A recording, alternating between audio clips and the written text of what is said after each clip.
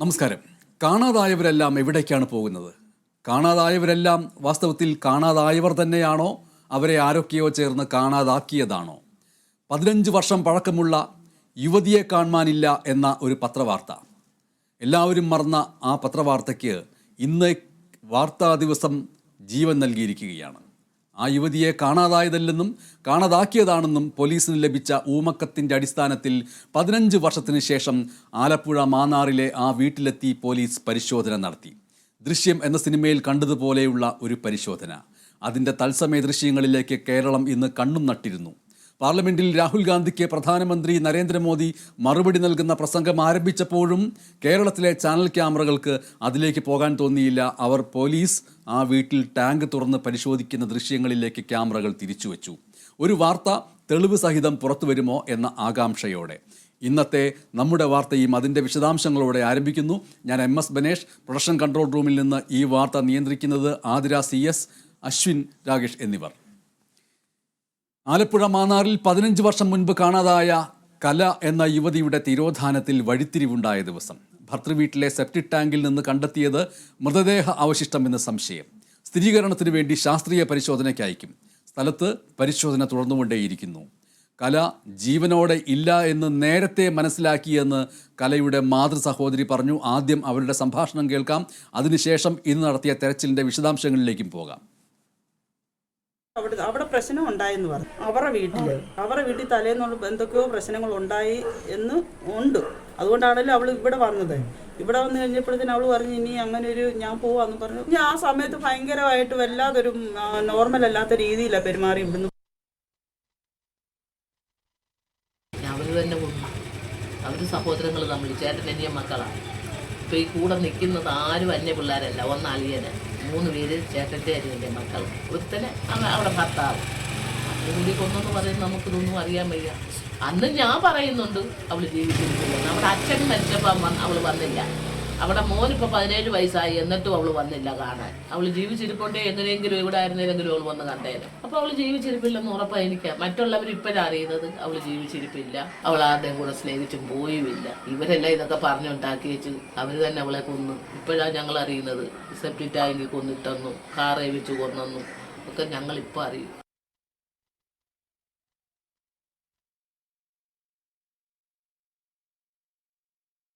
ഇന്നത്തെ പകൽ ഉടനീളം ആ വീട്ടിൽ നിന്ന് ഈ വാർത്ത റിപ്പോർട്ട് ചെയ്ത അൻഷാദ് മാന്നാർ നമ്മോടൊപ്പം ചേരുകയാണ്.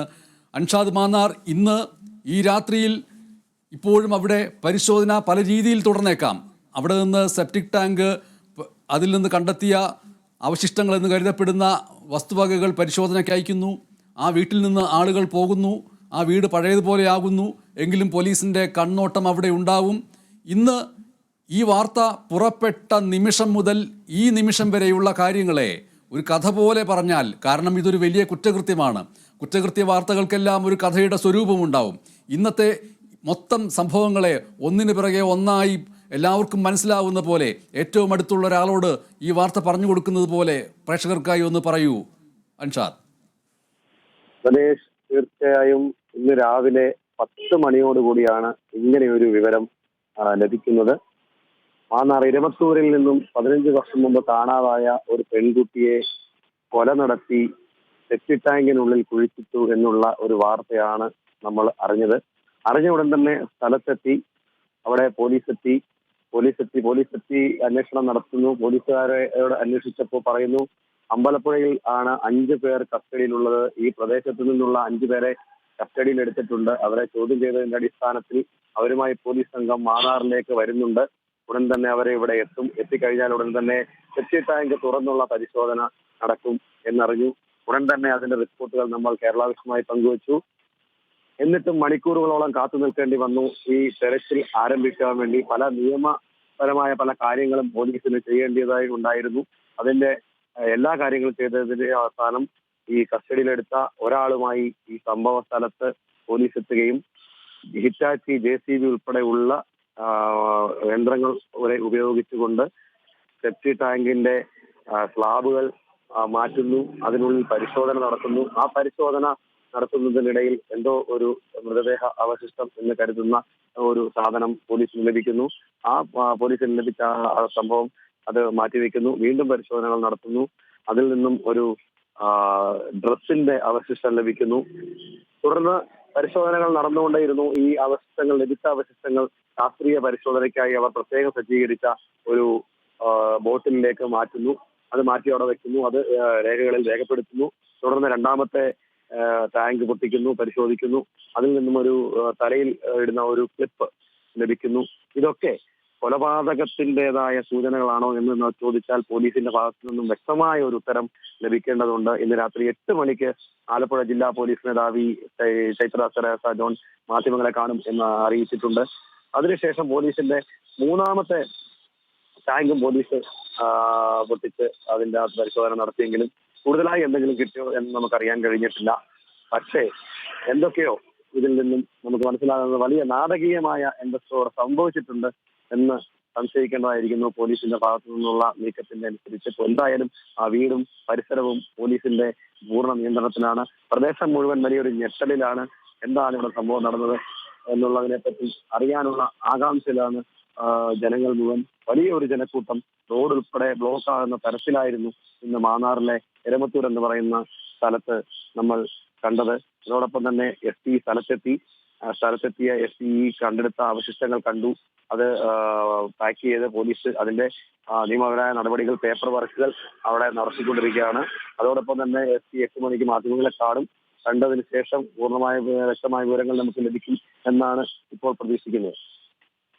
അൻഷാദ് മാന്നാർ, ഇപ്പോൾ ഈ പറഞ്ഞ കാര്യങ്ങളുടെ തുടർച്ച എന്നുള്ള നിലയിൽ എന്തെങ്കിലും കാര്യം പറയാൻ വിട്ടുപോയിട്ടുണ്ടോ എന്ന് ആലോചിക്കുക. അതിനിടയിൽ കമലേഷ് തെക്കേക്കാടിലേക്ക് നമ്മൾ പോകുന്നു. കമലേഷ്, ഒരു കുറ്റാന്വേഷണ വാർത്തയുടെ എല്ലാ രൗദ്രതയും എല്ലാ സ്തോഭജനകതയും ഇതിനകത്ത് ഒളിഞ്ഞിരിക്കുന്നുണ്ട്. അതുകൊണ്ട് തന്നെ ഇന്നത്തെ ഈ ദിവസത്തിലെ ഏറ്റവും പ്രധാനപ്പെട്ട ജനങ്ങൾക്ക് താല്പര്യമുള്ള ഒരു വാർത്ത എന്നുള്ള നിലയ്ക്ക് ഇതെങ്ങനെയാണ് ഡെവലപ്പ് ചെയ്ത് വന്നത് എന്നൊന്ന് പറയാമോ? MS, തീർച്ചയായും നിലവിൽ ഈ രാവിലെ മുതൽ പോലീസ് ഇവിടെ പരിശോധന നടത്തുകയാണ്. ഇവിടുത്തെ സെപ്റ്റിക് ടാങ്ക് അടക്കം അങ്ങനെയൊരു വിവരമാണ് പോലീസിനെ സംബന്ധിച്ച് ലഭിച്ചത്. അത്തരത്തിലൊരു ഊമക്കത്താണ് ലഭിച്ചത്. ആ ഊമക്കത്ത് ലഭിച്ചത് എവിടെ നിന്നാണ് എന്നതടക്കമുള്ള കാര്യങ്ങളിൽ ഇപ്പോൾ ഒരു വ്യക്തത വന്നിട്ടുണ്ട് എന്നാണ് മനസ്സിലാക്കാൻ കഴിയുന്നത്. ഈ അനിൽകുമാറിൻ്റെ, അതായത് ഈ കലയുടെ ഭർത്താവായിട്ടുള്ള അനിൽകുമാറിൻ്റെ ജ്യേഷ്ഠൻ്റെ മകൻ്റെ ഭാര്യയാണ് ഒരു ഊമക്കത്ത് പോലീസിന് അയക്കുന്നത് എന്നതാണ് ഇപ്പോൾ നമുക്ക് മനസ്സിലാക്കാൻ കഴിയുന്നത്. ഈ ഊമക്കത്തിനെ തുടർന്നാണ് ഈ സംഭവ വികാസങ്ങളെല്ലാം വരുന്നത് എന്നതാണ് പ്രധാനപ്പെട്ട ഒരു കാര്യം. ഈ ഊമക്കത്തിന്റെ ഒരു സംശയം എന്ന് പറയുന്നത്, ഊമക്കത്ത് എന്ന് പറയുന്നതിൽ ഊമയായ കത്ത്, അല്ലെങ്കിൽ അതിൽ ഐഡന്റിറ്റി ഒന്നും ഇല്ലാത്ത കത്തിനെയാണ് നമ്മൾ ഊമക്കത്ത് എന്ന് പറയുക.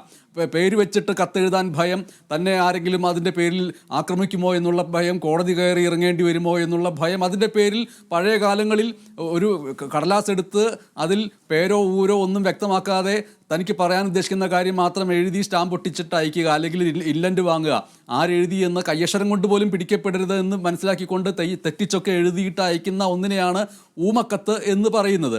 ഇവിടെ ഈ പുതിയ കാലഘട്ടത്തിൽ ഒരു ഊമക്കത്ത് കിട്ടിയെന്ന് പറയുമ്പോൾ വാട്സപ്പ് ഉണ്ട്, മറ്റ് പല കാര്യങ്ങളുണ്ട്, അതെല്ലാം ഉണ്ടായിട്ടും കിട്ടിയെന്ന് പറയപ്പെടുന്ന ഊമക്കത്ത് അത് ഒരു പ്രിൻ്റഡ് രൂപത്തിലുള്ള ഒന്നാണോ, കൈകൊണ്ട് എഴുതിയതാണോ എന്നുള്ളതിലൊന്നും വ്യക്തത വരാറായിട്ടില്ല എന്ന് വേണമോ കരുതാൻ? MS, തീർച്ചയായും ആ നിലയിൽ തന്നെയാണ്. ഇതിപ്പോൾ കൈകൊണ്ട് എഴുതിയ, കടലാസിൽ എഴുതി നൽകിയ ഒരു കത്താണോ, അതോ ഇമെയിൽ സന്ദേശമാണോ, അല്ലെങ്കിൽ വാട്സപ്പിൽ എങ്ങാനും അയച്ചിട്ടുള്ള ഒരു സന്ദേശമാണോ എന്നതടക്കമുള്ള കാര്യങ്ങളിൽ ഒരു വ്യക്തത വരാനിരിക്കുന്നതേ ഉള്ളൂ. എന്തായാലും അൻഷാദ് മാന്നാറിന് എന്തെങ്കിലും പറയാനുണ്ടോ എന്ന് കൂടി കേട്ടു നോക്കാം. അൻഷാദിലേക്ക് തിരികെ എത്താം. കമലേഷ് തന്നെ പറഞ്ഞു. തീർച്ചയായും MS ആ നിലയിലാണ്. അത്തരത്തിൽ MS സൂചിപ്പിച്ചതുപോലെ തന്നെ ഒരു ഭയത്തിൻ്റെ ഭാഗമായിട്ട് തന്നെയാണ് ഇത്തരത്തിൽ പേരും ഊരും വെളിപ്പെടുത്താത്ത ഒരു സന്ദേശം പോലീസിന് അയക്കേണ്ടി വരുന്നത് എന്നതാണ് ഏറ്റവും പ്രധാനപ്പെട്ട കാര്യം. ഞാൻ നേരത്തെ സൂചിപ്പിച്ചതുപോലെ ഈ അനിൽകുമാറിൻ്റെ ജ്യേഷ്ഠൻ്റെ മകൻ്റെ ഭാര്യയാണ് ഇത്തരത്തിലൊരു കത്ത് അല്ലെങ്കിൽ ഒരു സന്ദേശം പോലീസിന് നൽകുന്നത്. അങ്ങനെ നൽകാനുണ്ടായിട്ടുള്ള ഒരു സാഹചര്യം എന്ന് പറയുന്നത് ഇയാളുടെ, അതായത് ഈ കത്തയച്ച ആളിൻ്റെ ഭർത്താവ് ഇവരുമായി ഒരു തർക്കത്തിൽ ഏർപ്പെടുകയാണ്. ആ സമയത്ത്, അത്തരമൊരു തർക്കം നടക്കുന്ന സമയത്ത്, നേരത്തെ കലയെ കൊന്ന് കുഴിച്ചിട്ടതുപോലെ നിന്നെയും കൊന്നുകളയും എന്ന ഒരു ഭീഷണി ഇവർക്കെതിരെ മുഴക്കിയിട്ടുണ്ടായിരുന്നു. ആ ഭീഷണിയുടെ ഭാഗമായിട്ടാണ് ഇത്തരത്തിൽ കല കൊല്ലപ്പെട്ടതാണ് എന്നൊരു ഒരു വെളിപ്പെടുത്തൽ അതുമായി ബന്ധപ്പെട്ട് ഉണ്ടാകുന്നത്. ആ വിവരം ഒന്ന് താൻ കൊല്ലപ്പെടും എന്നുള്ള ഒരു ഭയത്തിൻ്റെ ഭാഗമായി, അല്ലെങ്കിൽ താനാണിത് പോലീസിന് നൽകുന്നത് എന്ന് അറിഞ്ഞു കഴിഞ്ഞാൽ തനിക്കുണ്ടായേക്കാവുന്ന ഭവിഷ്യത്ത് ഓർത്ത് ആ നിലയിലാണ് തൻ്റെ പേരും കാര്യങ്ങളുമൊന്നും വെളിപ്പെടുത്താത്ത ഇത്തരത്തിലൊരു സന്ദേശം പോലീസിന് ലഭിക്കുന്നത്. ആ സന്ദേശത്തിൻ്റെ ഭാഗമായാണ് ഇന്ന് രാവിലെ മുതൽ ഈ കലയുടെ ഭർത്തൃ വീട്ടിൽ, അതായത് ഈ അനിൽകുമാറിൻ്റെ വീട്ടിലെ സെപ്റ്റിക് ടാങ്ക് അടക്കം പൊളിച്ചു മാറ്റിക്കൊണ്ട് അല്ലെങ്കിൽ കുഴിച്ചുകൊണ്ട് ഇത്തരത്തിലൊരു പരിശോധന നടക്കുന്നത്. ഈ പരിശോധനയെ കുറിച്ച് പറയുമ്പോൾ പെട്ടെന്ന് വരുന്ന 2-3 സംശയങ്ങൾ എന്ന് പറയുന്നത്, ഊമക്കത്ത് പോലീസിന് ലഭിക്കുന്നു. തീർച്ചയായിട്ടും ആ ഊമക്കത്ത് ലഭിച്ചതിൻ്റെ അടിസ്ഥാനത്തിൽ ഈ വീടും പരിസരവും അന്വേഷണ വിധേയമാക്കണം, പരിശോധനയ്ക്ക് വിധേയമാക്കണമെന്ന് പ്രാഥമികമായിട്ട് തീരുമാനമെടുക്കുന്നു. എന്നാൽ അത് ഒറ്റയടിക്ക് ചെയ്യേണ്ടതില്ല. മാത്രമല്ല, ആ ഊമക്കത്ത് കിട്ടിയ നിമിഷം മുതൽ തന്നെ ഈ വീടിനെ നിരീക്ഷണത്തിലാക്കുന്നു. മഫ്തിയിലുള്ള പോലീസുകാർ അവിടെ റോന്തു ചുറ്റുന്നു പല ദിവസങ്ങളിലായിട്ട്. കാരണം ഏതെങ്കിലും കാരണവശാൽ ഊമക്കത്ത് അയച്ച വ്യക്തിക്ക് മനംമാറ്റം വന്നിട്ട് താൻ ഇങ്ങനെ ഊമക്കത്ത് അയച്ചു എന്ന് അതിൽ പ്രതികളാവാൻ സാധ്യതയുള്ളവരെ അറിയിക്കുകയോ മറ്റോ ചെയ്താൽ ഈ വീട്ടിൽ ഈ പറഞ്ഞ സെപ്റ്റിക് ടാങ്കിൻ്റെ അകത്തുള്ള തെളിവുകൾ പോലും ഇല്ലാതാക്കുന്ന രീതിയിൽ എന്തെങ്കിലും പ്രവർത്തനം നടക്കാൻ സാധ്യതയുണ്ട് എന്ന് മുൻകൂട്ടി കണ്ടുകൊണ്ട് പോലീസ് ആ വീടിനെ പ്രത്യക്ഷത്തിൽ തിരിച്ചറിയാനാവാത്ത ഒരു നിരീക്ഷണ വലയത്തിൽ പെടുത്തുന്നു. ഒപ്പം തന്നെ ഇത്ര ദിവസങ്ങൾക്ക് ശേഷം ഈ പരിശോധന നടത്തുമ്പോൾ എന്തൊക്കെ മുൻകരുതലുകൾ വേണം, തയ്യാറെടുപ്പുകൾ വേണം എന്നുള്ള കാര്യത്തിൽ രഹസ്യമായ കൂടിയാലോചനകൾ ഉന്നത പോലീസ് ഉദ്യോഗസ്ഥർ നടത്തുന്നു. ഈ സെപ്റ്റിക് ടാങ്ക് പരിശോധിച്ച് അതിൽ നിന്ന് വസ്തുവകകൾ കണ്ടെത്തുന്നതിന് വേണ്ടി ആരെ നിയോഗിക്കുമെന്നുള്ള കാര്യത്തിൽ അന്വേഷണം നടത്തുന്നു. അത് മുൻകൂട്ടി പറയാതെ നമ്മളിപ്പോൾ ദൃശ്യങ്ങളിലുടനീളം ഉച്ച മുതൽ കണ്ട ദൃശ്യങ്ങളിൽ ഏറ്റവും പ്രധാനപ്പെട്ട ക്യാമറകൾ മുഴുവൻ കേന്ദ്രീകരിച്ചത് കാവി മുണ്ടുടുത്ത് ഷർട്ടിടാതെ ഒരു പിന്നീട് തോർത്ത് പോലെയുള്ള വസ്ത്രം ധരിച്ച് ആ സെപ്റ്റിക് മാലിന്യത്തിൽ ചെരുപ്പ് പോലും ഇടാതെ ഇറങ്ങി കുളിച്ച് നിൽക്കുന്ന ആ മനുഷ്യനെയാണ്. അപ്പോൾ ആ മനുഷ്യനെ അതിനുവേണ്ടി നിയോഗിക്കുന്നു. മുൻകൂട്ടി നിയോഗിച്ചാൽ അതിൻ്റെ രഹസ്യം വെളിപ്പെടുമെന്നുള്ളത് കൊണ്ട് പോലീസ് ഇന്നായിരിക്കും അങ്ങനെ ഒരാളെ കണ്ടെത്തുക. സ്വാഭാവികമായിട്ടും ഇത്തരത്തിലുള്ള കേസുകളിലൊക്കെ ഇപ്പോൾ മോർച്ചറിയിൽ നിന്ന് ഡെഡ് ബോഡി എടുത്ത് മാറ്റുക സ്ഥിരമായിട്ട്, അല്ലെങ്കിൽ ചീഞ്ഞു കിടക്കുന്ന ശവശരീരങ്ങൾ എടുത്ത് മാറ്റുക, അതിനൊക്കെ സ്ഥിരമായിട്ട് ഓരോരോ ആശുപത്രി പരിസരങ്ങളിലും മെഡിക്കൽ കോളേജ് പരിസരങ്ങളിലും ചില ജീവിതങ്ങളുണ്ട്.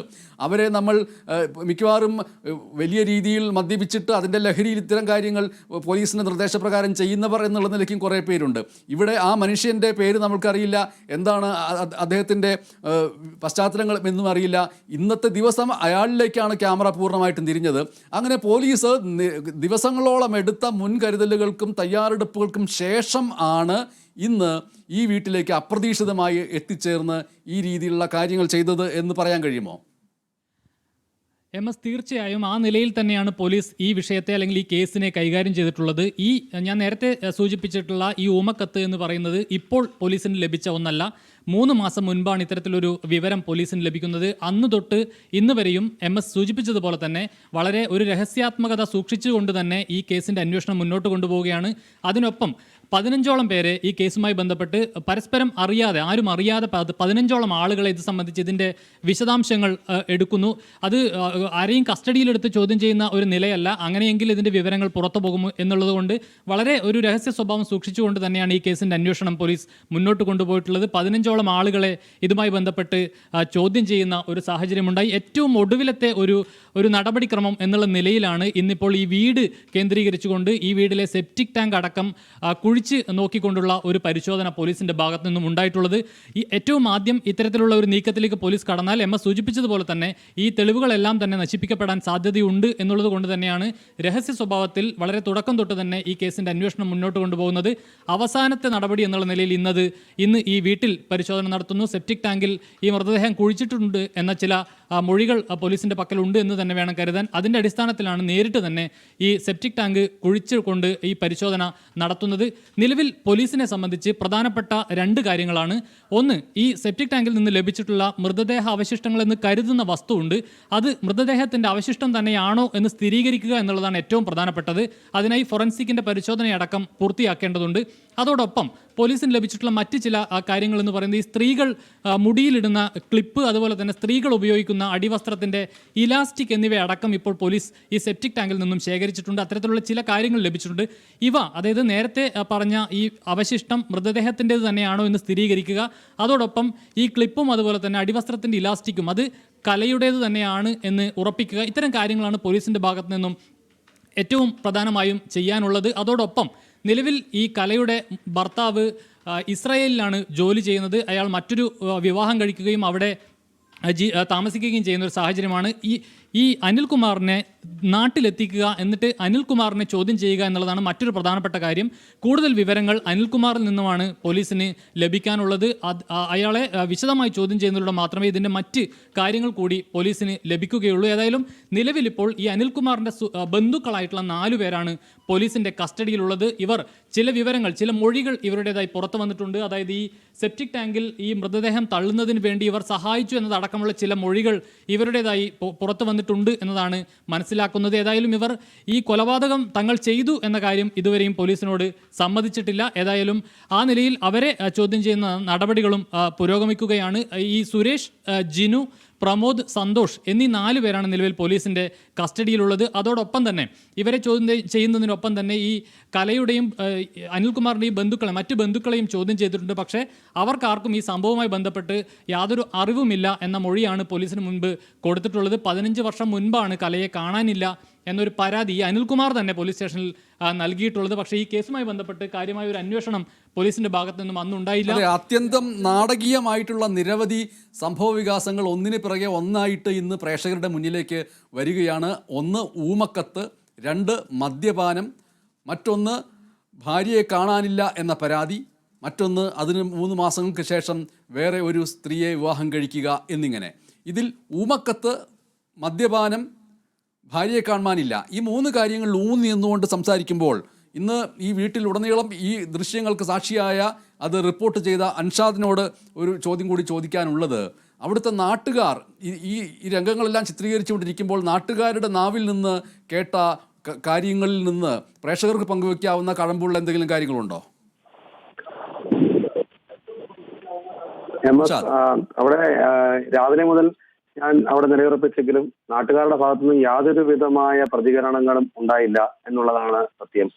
കാരണം ആ ഭാഗത്ത് താമസിക്കുന്ന ആളുകൾ മുഴുവൻ ഈ ആരോപണ വിധേയരായ ആളുകളുടെ ബന്ധുക്കളും മറ്റുമാണ്. അതാണ് അതിന്റെ ഏറ്റവും വലിയ ഒരു സത്യം. അതുകൊണ്ട് ഇതുമായി ബന്ധപ്പെട്ട് യാതൊരുവിധ പ്രതികരണത്തിനും നാട്ടുകാരായ പ്രദേശവാസികൾ ആരും തന്നെ തയ്യാറായിട്ടില്ല. ശരി, എന്തായാലും ഈ വാർത്തയുടെ യാഥാർത്ഥ്യങ്ങൾ ഇനിയുള്ള ദിവസങ്ങളിൽ അത്യന്തം നാടകീയമായിട്ട് അതിൻ്റെ ചുരുളുകളെല്ലാം അഴിച്ചുകൊണ്ട് മുന്നിലേക്ക് വരേണ്ടതുണ്ട്. DNA എന്ന് പറയുന്ന DNA പരിശോധനയാണ് ഇത്തരം കേസുകളിൽ ഏറ്റവും പ്രധാനപ്പെട്ട തെളിവായിട്ട് ഇനി മാറാനുള്ളത്.